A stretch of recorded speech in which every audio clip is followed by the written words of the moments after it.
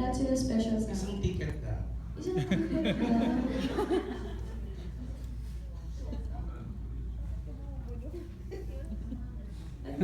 Napilitan.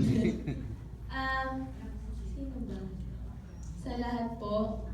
Sige, sige, bibigay ko na lang din po kay Joao. Kasi nung nag-concert sila, boy band, binigyan niya rin po ako ng ticket. Kaya bigay ko na lang sa kanya. Bilang secret. Bilang pa-thank you. May narinig ba siya? Kasi sige po kung ano, kung libre naman, di ba? Bigay ko sa kanya. O, mas maganda kung mabayaran niya yung ticket. Joke lang. Oo, free po siya. May next na, dali na pinaka. Sa inyong dalawa lang yun. Pwede na kami. Hindi, sa inyong dalawa din. Kasi nung halos wala akong narinig. Kanino mo ibibigay yung ticket? Kanino mo nga ibibigay yung ticket? Kaya ibibigay ko po kay Mr. M. Para makikigay. Mr. M, kumakanta po. Narinig sa'yo si Safe? Mr. Eh, M. hindi naman nililig. Ayun na ba? Sakit na. At least hindi nabasag. Oh, may Wala dito po mo. kasing nalilig sa akin. Ah, Inigo daw. inigo.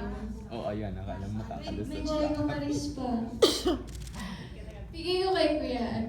Kuya? Bigay ko po kay... Sino ba? Si Mila. Nag-rescue pa. Nahihirapan. Bigay ko kay Kuya Daniel. Matsunaga. Oo. Sa akin, bibigay ko po Ay, sa... Sandali. Okay, Sue.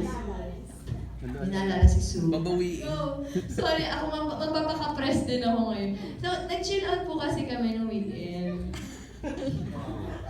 Sorry, Maris, I love you. Hindi ko kaya kasi kinilig. Si Tom. Si Tommy po umamin sa ASAP Chill Out na crush niya po si Maris. Ay, buddy. At ang birthday wish niya po, ang birthday wish sa kanya ng mga cover boys ay sana makausap niya na daw yung crush niya. So piniga namin, sino ba yung crush mo?